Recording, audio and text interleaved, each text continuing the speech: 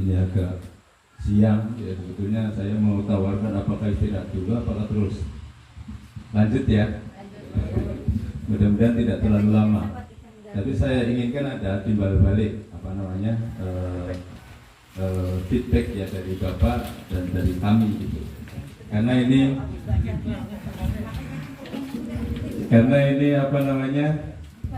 ini fasilitasi ya, sosialisasi peraturan daerah. Jadi memang harus pasal per pasal Pak disampaikan. Oleh karena itu yang untungnya tadi kemarin sore ya sudah sempat di print ya. Kalau tidak agak sulit. Saya tadi bayangkan di gedung di ruangan, terus kemudian kita bisa bisa menggunakan slide ini ya. Tetapi memang ini juga ada aturan terkait dengan COVID ya. Kalau di kami Pak, kalau di PPU itu kalau untuk tempat-tempat pariwisata, tempat-tempat umum itu tidak boleh ada kegiatan. Saya juga berpikir tadinya seperti itu di sini, barangkali sama, makanya begitu bilang Mas Roni, Pak di rumahnya Pak Edi ya, Pak Edi, bukan di kantor desa ya. Saya berpikir tadi di kantor desa, tapi tidak masalah Bapak Ibu sekalian, karena memang saya hari ini diminta oleh Ibu Bu Herliana Yanti yang tidak asing lagi, saya sudah berapa kali Pak terkait dengan penyandang cacat. Terus kemudian terkait dengan perda ini ya, narkoba itu sudah beberapa kali diminta oleh beliau dan memang betul mendadak, tetapi tidak masalah. Baik yang kami hormati Ibu Herliana Yanti, anggota fraksi PDI Perjuangan bersama seluruh jajaran DPC dan PAC, yang kami hormati Bapak Kepala Desa atau Pak Sekdes, Pak Agus Mardikansa. Saya kira anaknya Pak Mardikansa. Pak Mardikansa kan mantan bupati ya. Sudah meninggal ya. Terus kemudian Bapak Ibu sekalian, khususnya Ketua BPD yang kami hormati dan seluruh tokoh masyarakat yang ada di Desa Kendarong. Dulu saya hafalnya Rangan Barat Pak, Rangan Barat 2 ya, karena dulu saya tugas di Rangan tahun 87, 88, 89. Waktu itu sekretaris desanya Pak Sahril ya, Pak Kadesnya yang dari Kuaro, saya lupa namanya itu. Jadi saya dulu Rangan Barat 2 pembukaan itu saya tahu. Karena saya menemukan ular sebesar ini di sini di dalam di Kertabumi, daerah Kertabumi sekarang ya namanya. Dulu pembukaannya begitu. Jadi Rangan Barat 1, Rangan Barat 2, terus kemudian Rangan Timur ya. Tapi Rangan Timur sudah duluan. Dulu namanya Rangan Barat itu aja. Jadi makanya tadi nama Desa Kendarong bingung saya. Ada teman saya Pak Daryanto itu, petugas sosial Kecamatan Kuaro itu sampai sekarang masih bertahan di Kuaro. Jadi saya tadi malam nanya, saya bilang, ini desanya di mana ini, Kendarong itu, desa mana? Oh itu Rangan Barat 2 Her. Oh iya, kalau Rangan Barat 2 saya tahu. Nah beloknya ke sini, terus saya ingat-ingat, oh iya setelah pom bensin ya, itu belok kanan. Karena dulu saya pernah di Pondok Pesantren Kertabumi, itu ada kegiatan Lailatul Istimewa ya, dengan dari KCNU Kabupaten Pasir. Kami diundang ke sini. Jadi begitu juga pada saat pengurus pondok pesantren itu menikahkan anaknya kan, atau menikah dia. Karena dia santrinya Gus Muafik. Waktu itu saya yang menjadi drivernya Gus Muafik ke sini. Jadi ke Kertabumi saya tahu, tapi ke sini tidak tahu. Ke Kendarong itu. Tapi alhamdulillah ini sudah bisa hadir di tengah-tengah kita semua. Syukur alhamdulillah, marilah kita panjatkan pada Allah Subhanahu wa taala, karena pada hari ini kita bisa bersilaturahmi. Yang pertama tadi bilang Ibu Ketua Dewan. Terus kemudian yang kedua, kita bisa bersilaturahmi sambil berdiskusi terkait dengan narkoba. Salawat dan salam marilah kita aturkan pada junjungan kita Nabi Allah Muhammad Sallallahu Alaihi Wasallam. Mudah-mudahan kita semua di akhir nanti akan mendapatkan syafaat beliau dan kelak semuanya masuk surga. Amin. Amin. Amin. Bapak Ibu sekalian yang berbahagia, pada hari ini saya diminta untuk melakukan sosialisasi. Jadi ingat Bapak Ibu, hari ini adalah sosialisasi, bukan kampanye. Ya, dan itu memang tugasnya Ibu, tugasnya anggota dewan. Karena gini Bapak Ibu sekalian, pemerintah itu ada dua, ya. Pemerintah itu ada pemerintah provinsi, ada anggota dewan legislatif. Sama dengan di desa, pemerintahan itu ada dua, ada pemerintah desa dan BPD. Dua-duanya punya kewajiban yang sama di dalam pemerintahan. Cuma tugas yang beda, tugas dan kewenangan yang beda. Kalau pemerintah itu eksekutif, dia mengeksekusi. Kalau dewan itu legislatif, dia melegalkan, ya, melegeskan. Artinya apa? Fungsi anggaran, ya. Jadi fungsi pengawasan di dalamnya. Oleh karena itu, seandainya pemerintahan itu punya program A, itu harus didukung dua-duanya, harus didukung oleh legislatif dan juga harus didukung oleh eksekutif, ya. Jadi pemerintahan itu ada dua tadi. Kalau di tingkat provinsi ya gubernur dan pemerintah provinsi dan dewan DPRD provinsi. Kalau di kabupaten bupati dan DPR kabupaten. Kalau di tingkat desa, kalau di kelurahan tidak ada, ya, karena kelurahan itu SKPD. Kelurahan itu sama dengan kantor Pak, sama. Tapi kalau desa dia punya otoritas, dia punya otorisasi untuk mengatur desanya sendiri. Oleh karena itu perlu ada pendampingan dari BPD, ya, dari BPD.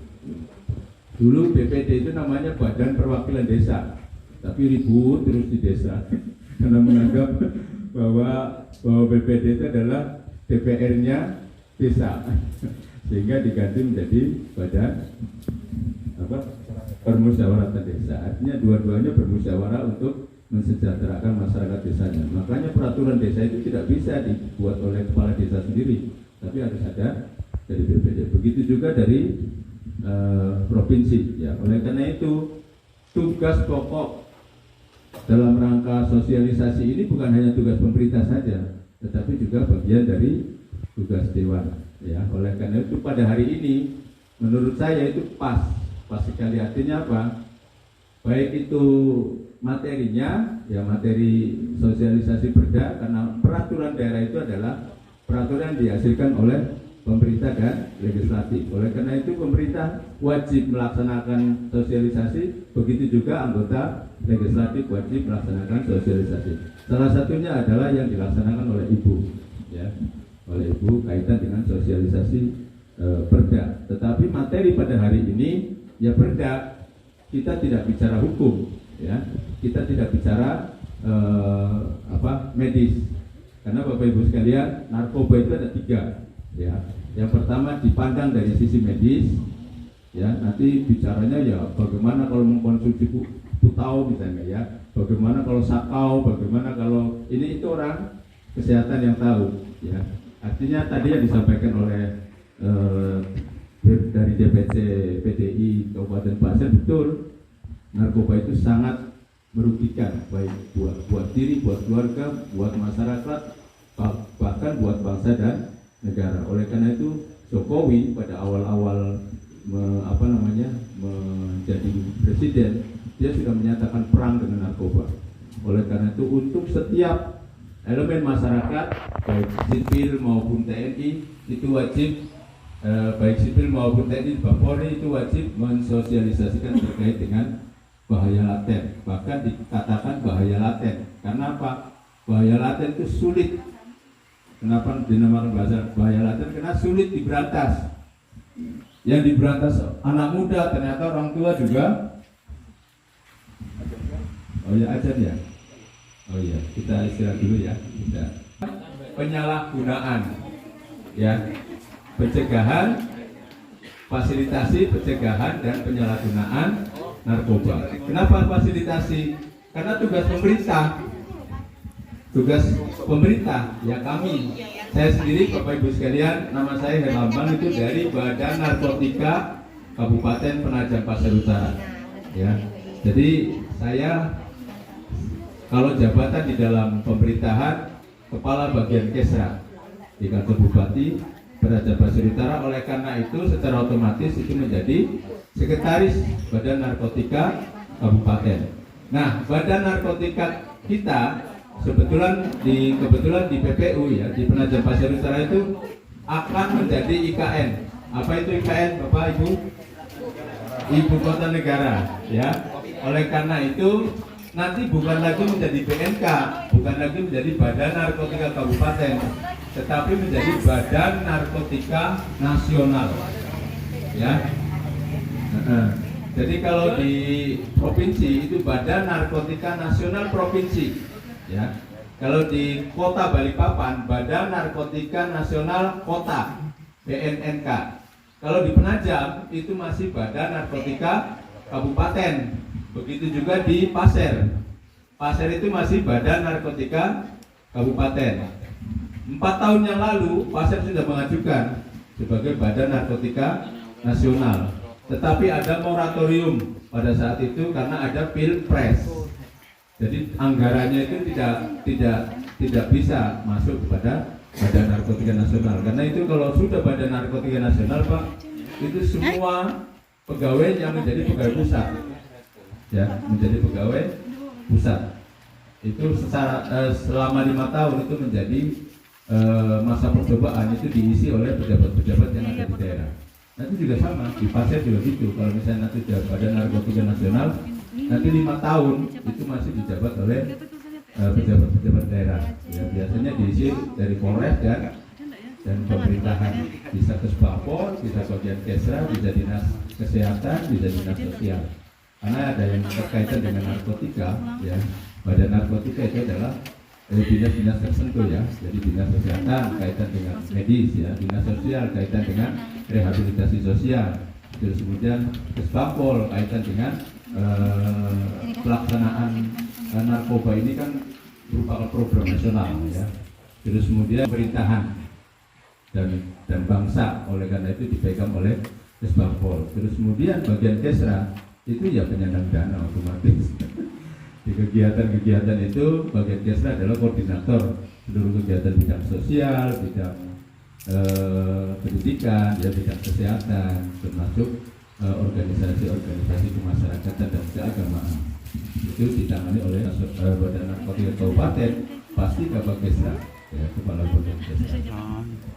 Bapak Ibu sekalian, tadi saya sampaikan bahwa narkotika itu bukan hal yang bukan hal yang awam, bukan dari Bapak Ibu sekalian pasti mengetahui. Apalagi sekarang sudah zaman canggih ya, sudah zaman HP. Bapak mau buka apa saja bisa.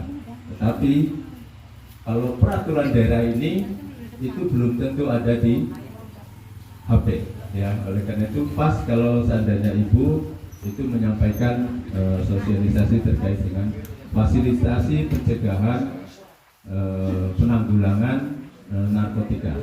Narkotika sendiri Bapak Ibu sudah paham ya, zat adiktif ya, yang bisa saja dia dari bahan dari tumbuhan atau bukan dari tumbuhan ya. Dari tumbuhan kayak ganja ya, terus kemudian yang bukan dari tumbuhan ya banyak lah ya. Terus kemudian yang sintetis maupun semi sintetis, buatan ya, atau campuran antara sintetis dan dari bahan tumbuhan, sehingga dampaknya memang terhadap fisik maupun psikis ya. Tadi sudah disampaikan juga oleh beliau. Memang betul Bapak Ibu, sebetulnya saya ingin menayangkan film ya, film yang terkait dengan itu. Jadi tadi diceritakan oleh Bapak, betul ya, anaknya begitu sekali dia kena narkoba, tanya Mas itu sulit lepas. Bahkan harta pasti dikasih narkoba. Jadi jangan heran, itu betul, boleh. Peredaran narkoba boleh enggak? Boleh. Boleh asal tidak melanggar hukum. Ya, itu boleh. Apotek jual narkoba boleh, tetapi ada aturan hukumnya. Kalau kita yang tidak punya apotek jual narkoba tidak boleh. Pasti ditangkap. Kalau dia kan punya hak ya, dia ada haknya. Makanya di sini tuh kalau peredaran itu tidak boleh. Peredaran itu suatu aktivitas, tetapi kalau peredaran gelap itu berarti dia tanpa hak dan tanpa aturan hukum. Tidak sesuai dengan ketentuan hukum. Oleh karena itu tidak boleh. Sebetulnya penggunaannya boleh. Kalau perang itu kalau tidak pakai narkoba, tembak apa tidak setengah mati. Ya kan, misalnya tembak kakinya itu. Itu kalau misalnya tidak menggunakan narkoba ya pengobatannya setengah mati. Maka dia menggunakan itu. Tapi itu boleh dalam keadaan darurat ya. Tapi kemudian itu tadi. Terus kemudian yang kedua, kita pada hari ini pemerintah, baik pemerintah provinsi maupun anggota dewan itu melakukan fasilitasi, ya, fasilitasi. Ingat fasilitasi. Fasilitasi itu satu kegiatan untuk pengadaan seperti ini. Ini kan namanya fasilitasi ini, karena difasilitasi oleh Ibu Erliani Yati, ya. Kalau tidak difasilitasi oleh beliau, saya tidak kenal sama Sekdes. Sekarang saya kenal sama beliau, bahkan bisa bercerita sama beliau itu ya. Terus kemudian saya tidak kenal dengan Bapak Ibu sekalian, saya tidak bersilaturahmi. Mungkin Bapak Ibu juga tidak mengenal kaitannya dengan peraturan daerah ini. Nah ini beliau fasilitasi. Tujuannya apa? Untuk pencegahan. Pencegahan itu apa? Supaya tidak terjadi. Ya, pencegahan itu adalah satu kegiatan yang menghambat atau tidak menimbulkan tadi penyalahgunaan tadi. Jadi pencegahan ini tujuannya adalah untuk meniadakan penyalahgunaan. Nah, jadi ibu ini sudah memfasilitasi kegiatan pencegahan.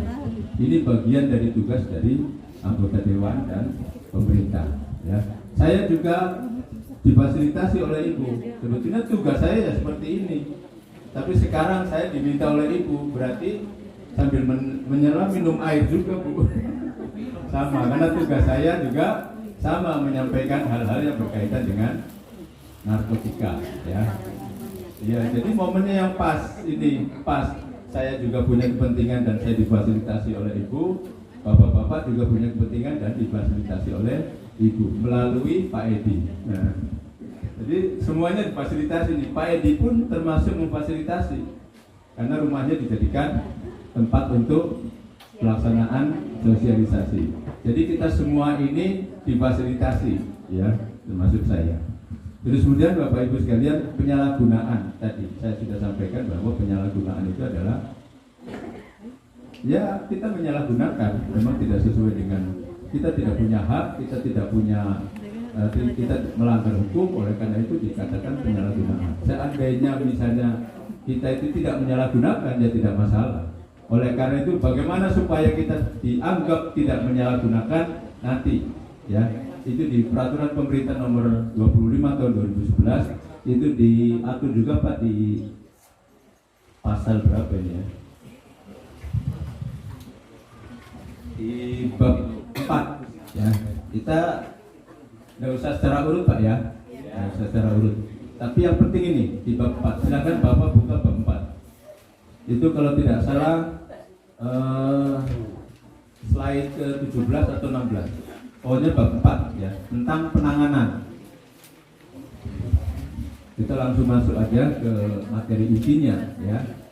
Bahwa pencegahan itu dimaksudkan adalah untuk, termasuk di dalamnya adalah penanganan. Bagaimana kita menangani apabila di masyarakat kita itu ada pecandu atau penyalahguna narkoba. Sudah ketemu? Ya, penanganan. Nah ini Bapak Ibu sekalian, institusi penerima wajib lapor itu kalau di kita di kabupaten itu pusat kesehatan masyarakat atau puskesmas, ya. Terus kemudian rumah sakit, terus kemudian lembaga rehab. Kalau di Pasir kalau tidak salah belum ada lembaga rehab Pak ya, belum ada. Jadi hanya ada 2, rumah sakit dan pusat kesehatan masyarakat. Kalau pusat kesehatan masyarakat itu biasanya ditunjuk Pak. Tidak semua pusat kesehatan masyarakat itu merupakan institusi penerima wajib lapor, ya. Bapak Ibu sekalian, kenapa itu institusi penerima wajib lapor itu penting? Ya, karena kita ini sulit Pak, memberantas narkoba itu sulit, sangat sulit, ya, sangat sulit. Sampai sekarang pun bukan bertambah habis, tetapi bertambah banyak. Motifnya, modusnya itu banyak. Di kampung saya itu Pak, orang pale-pale yang rongsok itu loh, ya itu pernah dikejar mobil itu, dia kaget setengah mati itu. Kenapa kok dikejar itu? Sekalinya apa? Di dalam batang apa? Sepeda itu kan ada tuh rangkanya tuh, ya itu kan bolong, di dalamnya itu isinya isinya apa? Morfin, isinya apa? Isinya sabu, isinya itu Pak. Sampai dikejar itu, sampai dikasih dia 50 juta. Berarti harga sabu yang ada di dalam apa sih namanya itu? Glukur, apa glukur? Glukur. Kalau saya kan orang apa Pak sama dengan Asroni itu? Rangka, Galangan. Galangan. Oh, kalau bahasa Jawa Timurnya kurang ngerti. Kalau di bahasa saya, di bahasa Ngapak itu, bahasa Tegal itu glogor Pak. Yang segitiga itu ya, segitiga itu. Pokoknya pokoknya besinya lah, besi utamanya sepeda itu ternyata diisi itu Pak. Pantesan dia dikejar oleh mobil itu, padahal mobil itu bukan ngejar, dia ngikutin dari belakang sampai di mana rumahnya itu. Tetapi saking takutnya dia dilihatnya di spion itu angkat terus mobil itu, jadi dia laju. Aja sampai di rumah itu ternyata dia mau beli itu. Jadi dia tidak dikasih pertamanya loh, masa barang kayak gini mau dibeli mahal. Pertama dikasih 1 juta, kan kaget itu kalau dijual paling 200.000 pun tidak sampai kan, paling 100.000, dikasih 1 juta itu. Nah, dia tidak curiga namanya juga tukang rongsok kan nggak ngerti kalau itu di dalamnya isinya itu. Sampai dibeli 50 juta Pak. Akhirnya dia tahu, tapi apa akibatnya? Dia ditangkap. Tukang rongsoknya tadi karena mengetahui peredaran narkoba tetapi tidak melaporkan kepada kepolisian. Akhirnya apa? Dia dianggap bagian dari jaringan. Ya, makanya hati-hati Bapak. Sekarang juga modusnya menggunakan paket COD. Tahu COD? Ambil di rumah, ya. Barang itu dikirim dari Jakarta, dari Surabaya, dari Bali, masuk ke rumah Bapak. Kita bingung, kita tidak pernah pesan barang, tetapi kok ada paket. Nah itu hati-hati Pak. Sekarang modus itu banyak di Jawa. Nah mudah-mudahan di kita tidak ada ya. Tetapi kita, masyarakat kita, saya yakin itu 80% masih awam terkait dengan itu. Ya Pak ya, masih awam. Modusnya seperti itu. Oleh karena itu, karena sulitnya kita itu memberantas narkoba, maka pemerintah itu cari strategi lain. Termasuk di dalamnya adalah untuk mengendalikan, ya, untuk mengetahui jumlah data pengguna. Itu sekarang muncul peraturan pemerintah nomor 25 tahun 2011, institusi penerima wajib lapor. Kenapa harus ada institusi penerima wajib lapor?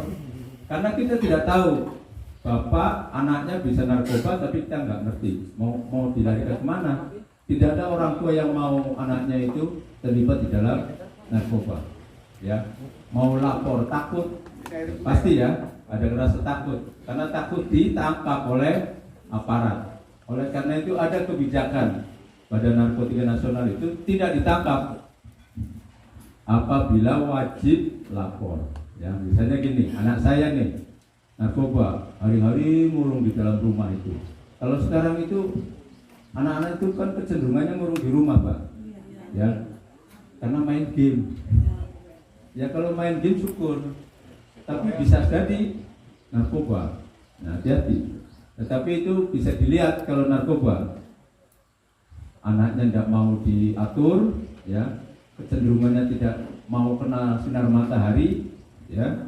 Terus kemudian dia mengurung terus di rumah dan mau komunikasi dengan kita, terus kemudian tahu-tahu marah yang tidak ada ujungnya, ya, tidak ada badai, tidak ada petir, tahu-tahu marah. Terus kemudian yang kelimanya susah bangun pagi. Wah bahaya berarti yang susah bangun siang. Yang susah bangkong Pak ya. Bahaya ini. Ya, susah bangun pagi. Ya, belakang saya ini suka bangkong Pak. bisa bangun pagi, Pak ya. Jadi kalau anak sudah ada kecenderungan seperti itu, harus terbuka, Bapak harus menyampaikan atau Ibu harus pendekatan secara humanis ya, secara personal. Iya, karena ini memang dia kalau sudah sakau, kalau kena matahari itu panas. Tapi sakau ini kan ya, karena ketergantungan obat. Kalau sudah putus obat, itu sakau Pak. Karena dia biasa mengkonsumsi, misalnya dalam satu hari itu 1 gram misalnya ya. Terus kemudian itu minggu depan itu harus lebih lagi dari 1 gram. Kalau dia kurang dari 1 gram, maka akan fisiknya ini akan bereaksi meminta supaya lebih dari minggu kemarin. Makanya kalau sudah putus zat itu pasti sakau. Kalau orang yang di penjara dari narkoba itu bukan tidak konsumsi narkoba, dikasih, tetapi pelan-pelan dikurangi, dosisnya yang dikurangi, nanti dia bisa sembuh, tetapi tidak bisa sembuh total. Makanya tadi dari Pak Gatot itu menyampaikan tidak bisa sembuh total Pak. Sekalipun sudah sembuh, karena alat-alat tubuh kita ini, organ anatomi kita di dalam itu rusak. Ya. Kalau dia sabu-sabu itu nyerangnya ke otak, itu bisa beleng-beleng gitu. Kalau sudah lama, kalau masih baru-baru dia hebat, semangat kerja. Biar seharian gak tidur, nih kayak Mas Roni gak tidur, belum dicurigai itu. Tapi masih semangat. Bapak bisa lihat kalau misalnya teman Bapak punya teman di perusahaan. Ya, saya tidak menuduh ya. Di perusahaan itu kalau kuat kerjanya, ya, kuat kerjanya Pak. Kemudian dia memang kalau minum makan konsumsi itu kan jantungnya berdebar ya. Berarti kan memacu semangat kita untuk tetap bekerja. Dia bisa, tapi salahnya itu tidak fokus, itu aja.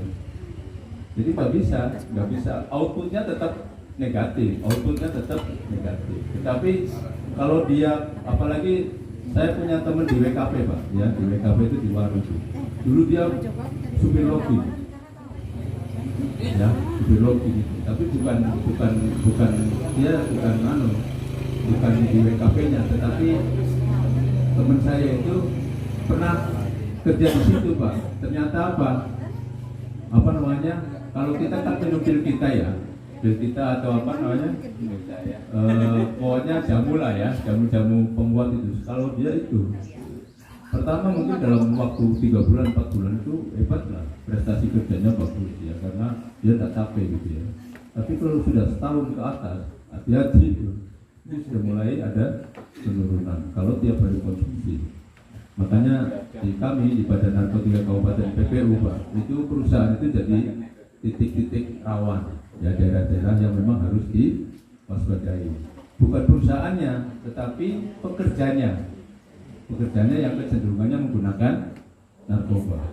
Tujuan awalnya untuk memberikan semangat, tapi lama-kelamaan kalau sudah kecanduan, dia tidak bisa lepas. Karena apa? Kebutuhan anatomi tubuh kita itu memerlukan itu bagi yang kecanduan. Ya, kalau sudah kecanduan seperti itu. Nah, tadi saya kembali ke PWL ya, institusi penerima wajib lapor.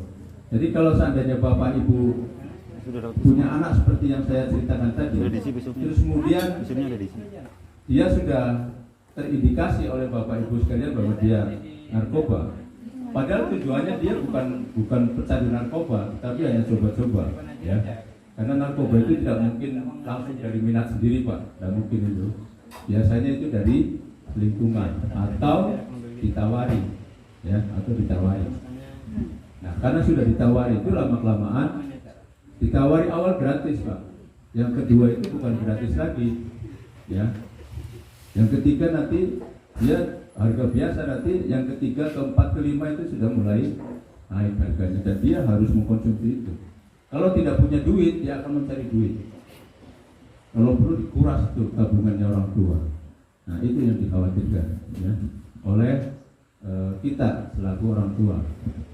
Oleh karena itu pemerintah melalui gubernur dan DPRD provinsi itu membuat peraturan daerah terkait dengan fasilitasi pencegahan penyalahgunaan narkoba. Kita tidak bicara hukum, ya. Kita tidak bicara hukum. Kita juga tidak bicara medis, tetapi kita bicara fasilitasi. Apa yang harus dilakukan oleh pemerintah untuk mensejahterakan masyarakatnya, khususnya dalam rangka penanganan narkoba.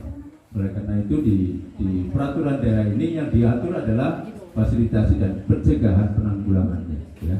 Oleh karena itu kita buka bab 4 ya, bab 4 tentang penanganan.